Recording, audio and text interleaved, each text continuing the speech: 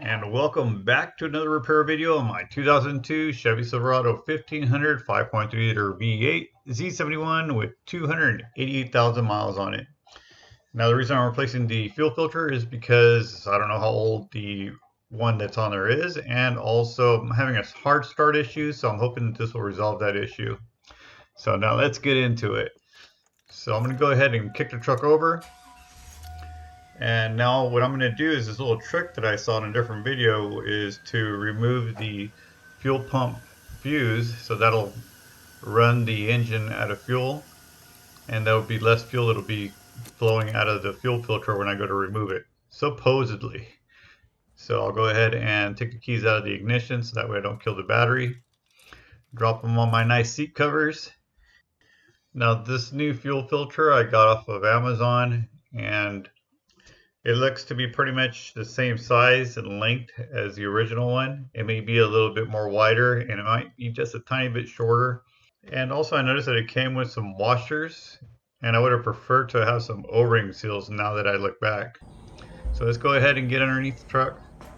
So the fuel filter is located right here underneath the suicide door on the rear.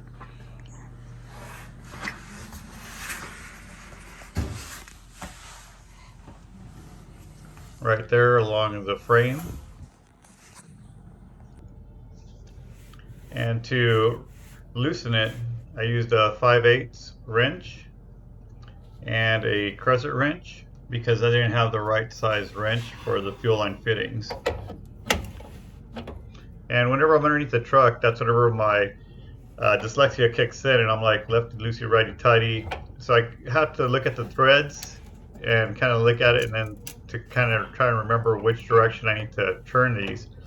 So I went ahead and put the Crescent wrench on one side and the wrench on the other, and I squeeze them together.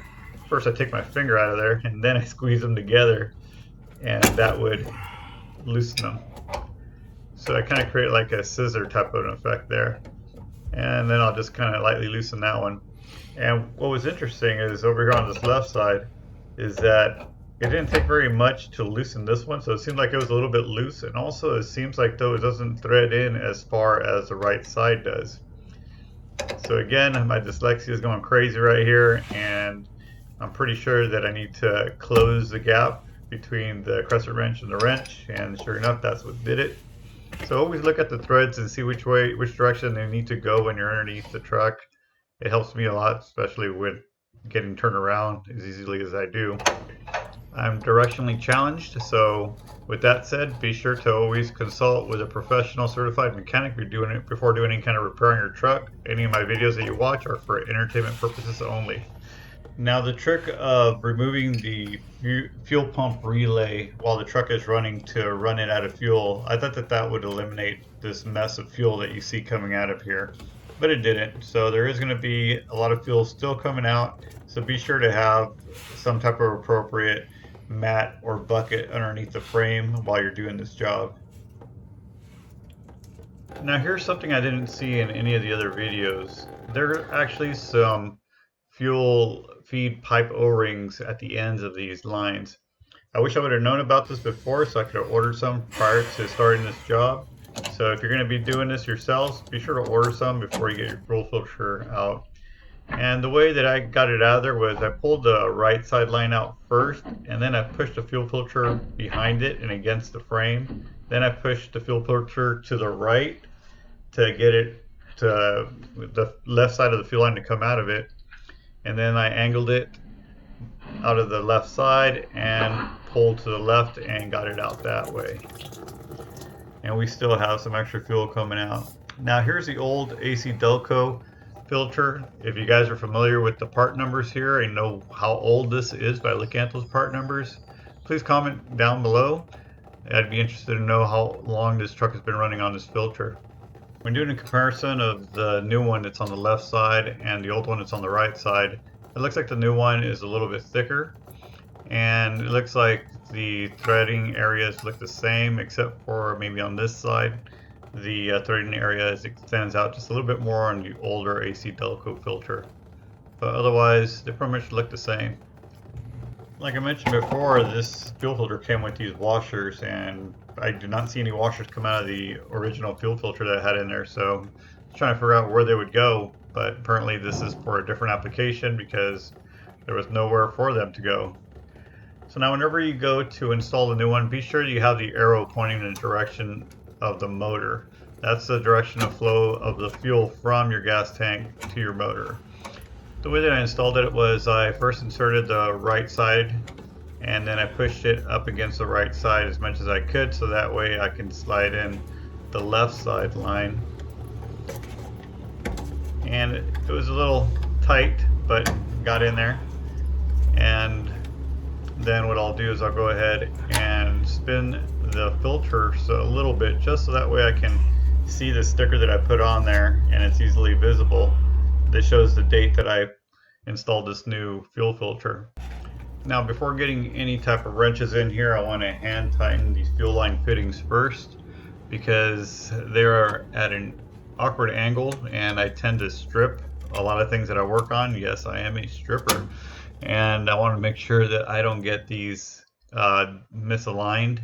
So I finger them first, and then once I got them figured out, then I'll go ahead and bring in the wrenches. And I will go and spin them in, and then spin them back out, and spin them in, and spin them out until I know that I have a smoother spin on these fittings to ensure that I'm not stripping them. So now that I've made sure that these are going in as they should, what I wanted to do is get the fuel filter aligned in a way where I can see that sticker. So I'm going to go ahead and loosen the fuel line just a tiny bit so that way I can spin the fuel filter and bring that sticker downwards. So that way in the future, whenever I want to take a quick look at the fuel filter, see when I last replaced it, in case I don't have it written down somewhere, I can easily climb underneath the truck and pull up the little tab there that holds it in and see the date. So now to tighten them, we're going to be taking the wrenches away from each other. That's the way that I remember it, because whenever we loosened it, we closed the gap, and now we want to go the opposite direction. And as far as what amount of how hard you're supposed to tighten these, well, I don't have any kind of measuring devices, but I just, just made them good and tight. After the fuel filter is good and tight, we're going to climb out from underneath the truck and we're going to head back over to the fuse box and install the fuel pump relay back into its location, which you can easily find by looking for the cleanest spot and make sure that you have it in the right orientation. After installing that, we're going to jump in the truck and we're going to put the ignition in the on position, and we're going to do that about 3 or 4 times. Not cranking it all the way over, just into the on position so we can prime the system. The humming sound that you'll hear is the fuel pump pushing fuel into the fuel lines.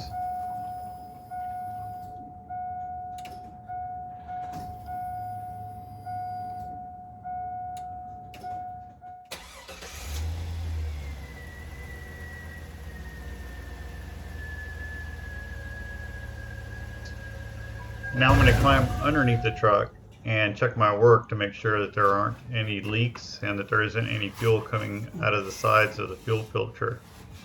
Now let's get into the portion where we compare the old filter to the new filter. Let's start off with the new filter. Whenever you blow through it, there should be no restriction. That's how easily it was to blow through this. And now whenever we blow through the old one, you're going to hear the restriction and see what comes out of it. All that black gunk was plugging up the old fuel filter, as you can see. And once I blew that out, then I was able to blow through it a lot easier and there was less restriction. But the new fuel filter has way less restriction than the old one. So this is a big improvement on the flow of fuel and also the amount of pressure that's required for the pump to work. Now I've been chasing this hard start issue for a while now. I replaced the fuel pressure regulator.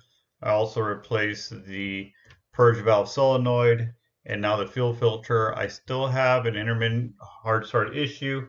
Next thing I'm going to be changing out is going to be the crank position sensor. Now replacing the fuel filter is part of your truck's regular maintenance. So It's something that had to be done anyways, and this will improve my engine performance. I'll get better fuel efficiency, extend the fuel pump life, I'll get cleaner combustion, and also I'll be able to narrow down any future engine issues that I may have. Thank you all for joining me as I try to get my truck to 500,000 miles. For all of you new to my channel, be sure to hit the subscribe button, and also be sure to hit the like button and the notification bell so that way you know when I upload another video on a repair on my 2002 Chevy Silverado.